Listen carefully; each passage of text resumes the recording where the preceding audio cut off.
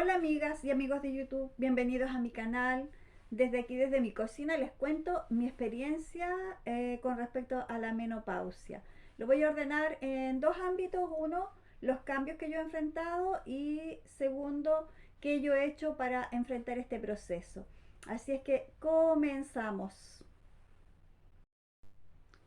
Bueno, los primeros cambios que yo experimenté, dividí estos cambios en dos etapas, porque la verdad que fue bien notorio en este proceso que ya comenzó hace 10 años, dos etapas muy diferenciadas. La primera etapa empezó a más o menos a los 40 años, 41, y fue muy notorio porque empecé a tener mucha sudoración, bochornos también, cambios muy bruscos de temperatura, a veces tenía mucho frío y a veces tenía mucho calor, me andaba poniendo y sacando la ropa. También cambios respecto del conocimiento o el desconocimiento en este caso, porque tuve que enfrentar este proceso sin desconocimiento y empezar a educarme para no verlo como una enfermedad o como algo que yo estaba experimentando y que no era parte de la normalidad. Además, porque en mi caso vino seguido del último nacimiento de mi hijo, que nació casi a los 40 años. El penúltimo había nacido un año y 10 meses antes y vino más o menos en esta edad, casi a los 40, el nacimiento de mi hijo más pequeño. Entonces yo pensé que tenía que ver con eso y así lo enfrenté al principio hasta que me fui dando cuenta que informando que también podría ser que estaba viviendo esta experiencia que uno conoce desde un sentido común como menopausia. Pero en realidad, de lo que yo he ido entendiendo a estas alturas, ya a 10 años, en cuanto al entendimiento y conocimiento, es que la menopausia es cuando ya se corta el periodo menstrual, cuando ya ha pasado desde la última regla un año y ya se cortó definitivamente el periodo menstrual que durante ese año no ha tenido regla. Y todo el proceso anterior, que es el que yo estoy viviendo, es de perimenopausia. Y más o menos desde los 40 a los 45 y 46 fueron este tipo de eh, cambios los que tuve. Eh, Se me cortaba el desodorante, eso era muy muy molesto porque me duchaba, me colocaba obviamente desodorante en las axilas y salía y se me cortaba definitivamente. Implicó también gastos económicos que antes no hacía respecto de eso y la verdad que nada funcionaba hasta que dejó ya, fue menguando esa parte, ese cambio y fue más o menos como a los 45, 46, pero fue muy notorio porque, y esta es la segunda etapa que comienzo, donde empiezo a experimentar otro tipo de cambios que tienen que ver ya aquí con mi peso físico, con el... Yo siempre pesé máximo 60 kilos, 59, 60, 61, pero nunca había llegado a pesar 64 kilos. Y en esta edad, a los 45, 46, llegué a pesar 64 kilos y haciendo ejercicio, haciendo lo que siempre hacía, no bajaba de peso. Eso fue algo muy, muy notorio. También empezó a afectarme un proceso cognitivo. Yo siempre he tenido muy buena memoria, he sido siempre muy estudiosa también. He pasado casi la mayor parte de mi tiempo, más o menos hasta los 40 y tanto, estudiando. Y tenía muy buena memoria también y me gustaba estudiar y por eso lo hacía. Pero a esta edad me empezó a pasar que se me producían lagunas mentales y eso lo tengo hasta ahora, que ya tengo 50 años. Gradualmente fue apareciendo este proceso que de repente tenía algo que estaba muy claro en mi mente y al segundo después ya desaparecía unas lagunas mentales. Y lo otro también que se me empezaron a hacer un cruce de las ideas. A veces era como que tenía una idea en la cabeza, pero se me distorsionaba esa idea por un instante y eh, se me confundía con otra idea. Pero eso fue también progresivo en el tiempo desde esa edad de los 45-46 hasta ahora que se fue acentuando más en el último año también fue más notorio. Eso como dos cambios muy marcados en esta segunda etapa que fue desde los 45 a los 46 más menos. También fue bien notorio los cambios de ánimo. Muy inestable en el sentido de que amanecer, por ejemplo, en las mañanas sin muchas ganas de levantarse. Y, y es muy notorio porque cuando uno está acostumbrado a tener un ritmo de trabajo, y yo siempre trabajé y después acá en casa mucho trabajo también con la crianza de dos niños pequeños, casi de la misma edad. Mis hijos menores tienen 1 año y 10 meses de diferencia. De hecho, ahora se nota más que no son gemelos, no son mellizos, porque antes siempre me preguntaban si eran mellizos, porque en cuanto a estatura estaban muy parecidos. Y no tener ese ánimo de levantarse.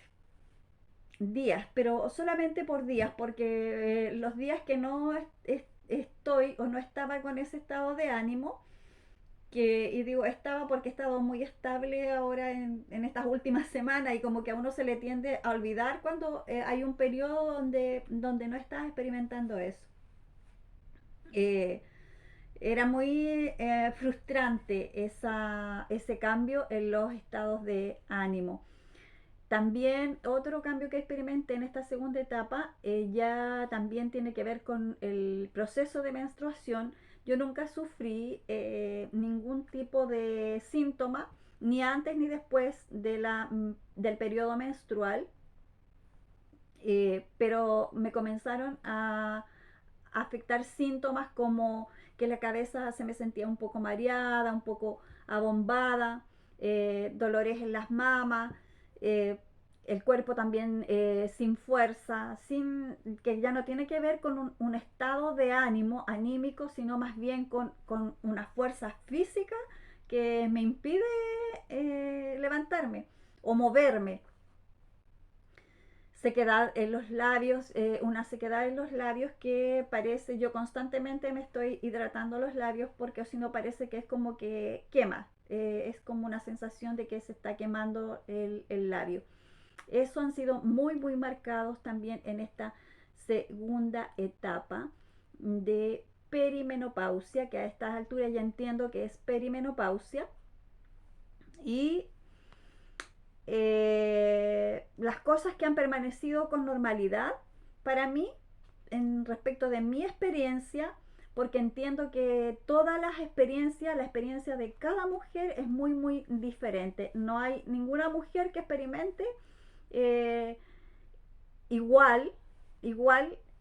Pueden haber algunos síntomas, algunas cosas que son más parecidas o que las pueden estar también experimentando, pero no hay un proceso completo que sea igual en cada mujer. Todos los procesos son muy diferentes. Lo que sí no ha cambiado en mí es la regla que me llega con mucha regularidad siempre en cuanto a los días y en cuanto a las fechas, muy estable en ese sentido. También respecto del sueño, yo duermo muy bien, me acuesto a la hora que me voy a dormir, que en general es antes de las 12, prefiero siempre acostarme antes de las 12 de la noche, ya es buena hora para mí. Y me levanto en la mañana en horario de semana a las 7 de la mañana. Pero duermo toda la noche sin despertar, es raro que despierte en la noche. No es parte de mi normalidad despertar por las noches. Lo otro que ha permanecido también estable y normal como siempre es respecto de mi memoria en el sentido de memorizar cosas. pero no en el sentido que les explicaba anteriormente, que es que se me hagan esas lagunas mentales y que se me crucen las ideas.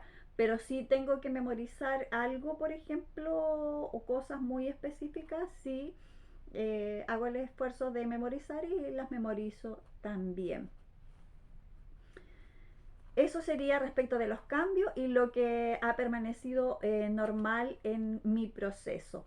¿Y qué he hecho yo para sobrellevar este proceso? También lo diferencié en dos aspectos. Uno es el aspecto más íntimo, que es lo que tiene que ver aquí, es lo que me rodea, con mi familia, con mis hijos, que yo vivo acá con puros hombres, mi esposo y mis dos niños. Uno ha sido autoeducarme yo, buscar toda la información necesaria para enfrentar este proceso y verlo como algo que es natural en el proceso de nosotros las mujeres y educar también, irlos educando también a ellos en este proceso. Detalles de cosas o expresar también mis sentimientos, decir hoy estoy, no sé por qué, pero es como que me enojo muy fácilmente. Eh, en los periodos en que estoy con mi periodo menstrual, también decirle estoy con mi periodo menstrual y ellos ya lo han asumido de esa forma también y lo entienden y saben que tienen que tener ciertos cuidados con ciertas cosas de... ellos son niños, por supuesto, son muy ruidosos y es parte de su naturaleza de niño. Eh, pero evidentemente que cuando uno está en un estado de ánimo que no es el más óptimo, también le molesta el ruido excesivo y esas cosas, aunque a mí no me molesta el ruido de los niños, al contrario, porque cuando yo los escucho, que ellos conversan o se echan talla entre ellos, a mí me da risa cuando yo estoy por acá y los escucho.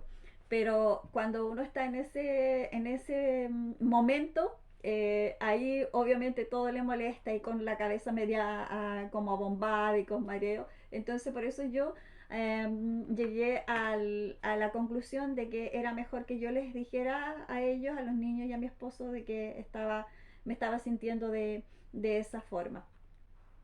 Eso es una de las cosas que he hecho. O dos en este caso es primero educarme, yo autoeducarme y segundo también educar a mi familia, a mi círculo más íntimo. Como tercera cosa, cambié mis hábitos alimenticios, eso ya lo conté en otro video, que cuando empiezo esto a los 45, 46 con esta subida de peso sin poder bajar, cambié totalmente mi alimentación. Fue un proceso gradual, pero no muy largo. Fue bastante corto mi proceso de dejar de comer azúcares, harinas refinadas. Y en el último tiempo, porque no sabía también que el alcohol afectaba, en el último tiempo yo no bebo nada de alcohol, que todo eso es irritante, pero afecta más como para el sueño y todo eso. Yo no tengo problemas de ese tipo y la verdad que no me di cuenta si tenía que relación con eso porque como nunca he sufrido mucho de insomnio, creo que he sufrido insomnio, pero en la pandemia y ahí habían muchas otras cosas asociadas, así que era muy difícil identificar si era por este proceso de perimenopausia o por el estado de estrés en que estábamos todas las personas respecto de la situación que vivíamos, que era general para todos. Entonces, como tercera cosa, cambié mi alimentación. Como cuarta cosa, empecé a suplementarme también entre los 45 46 a tomar complejos de vitamina B, vitamina A, vitamina C, calcio y, y todo lo que ustedes se puedan imaginar respecto de suplementación, por supuesto también con un orden y con una orientación. Como quinta cosa, descansar. Cuando me siento cansada, cuando me siento sin fuerzas físicas para moverme, descanso. Eso es lo que hago, descanso, voy, me meto en la cama un ratito, porque en esos momentos como que me dan ganas de estar así acurrucadita, bien tapadita, y descanso y es como que mi cuerpo se revitaliza y vuelvo a levantarme y sigo haciendo mis cosas que tengo que hacer en el día a día. Pero no me sobreexijo en ese sentido de que si me siento cansada, seguir eh, estresando aún más mi cuerpo. Sexta cosa, asumirlo como un proceso natural y no como una enfermedad. También eso me ha servido porque eso me hace plenamente consciente de los momentos específicos en los que estoy y sé que con el conocimiento que tengo ahora eso es parte de la normalidad en el proceso que estoy viviendo, por lo tanto ya no tengo el estrés de pensar que es algo más, que es algo que afecta a mí, a alguna enfermedad o algo así.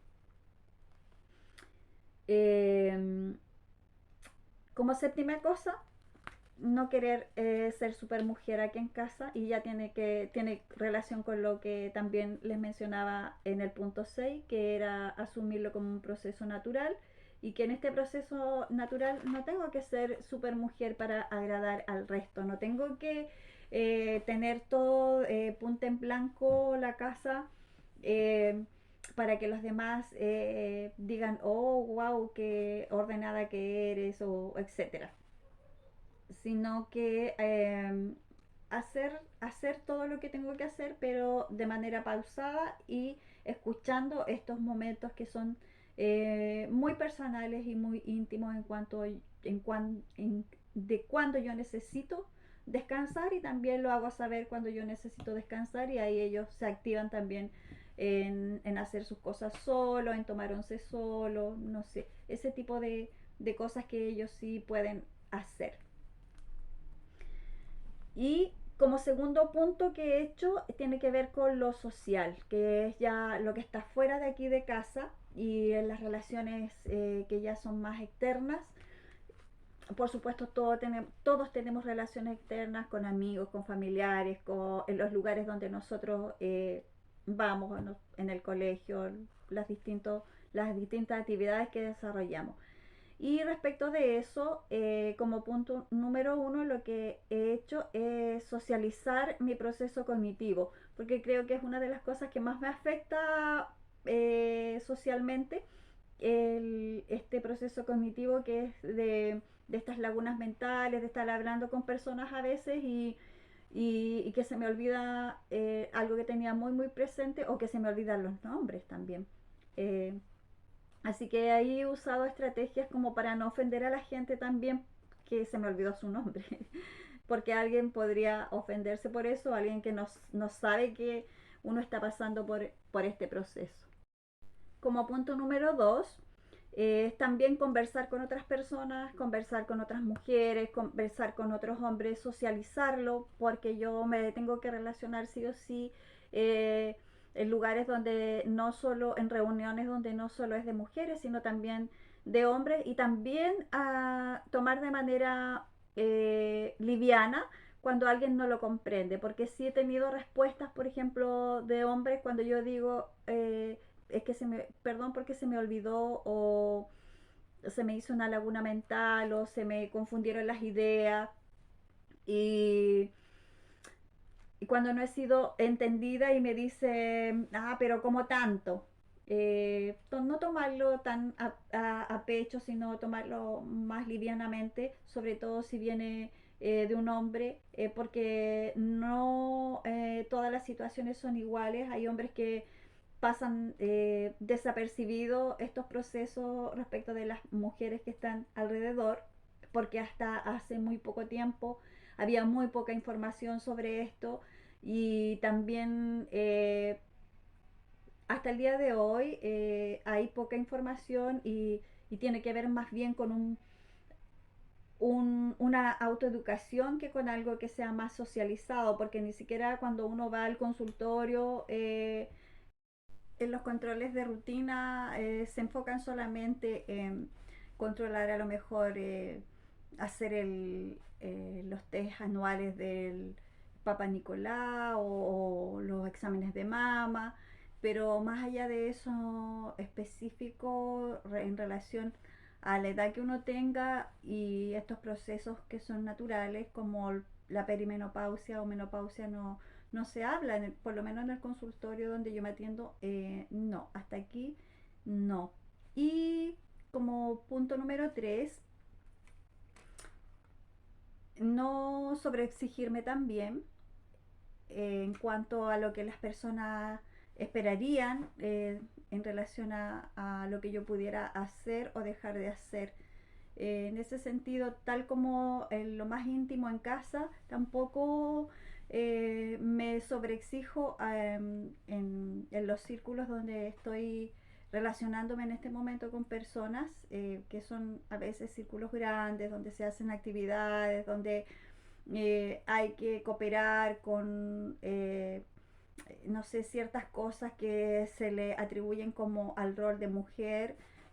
Yo a estas alturas he también interiorizado el poder decir, no, no me siento capacitada, no puedo hacerlo, etcétera.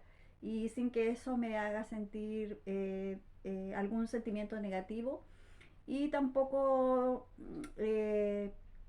juzgando al resto por lo que piense también o lo que deje de pensar. Y en ese sentido, a estas alturas ya he aprendido a vivir lo de manera más liviana también en ese sentido. Y eso sería el tercer punto en cuanto a cómo enfocado esto también más allá de mi familia, las cosas que he hecho para vivir de mejor manera este proceso.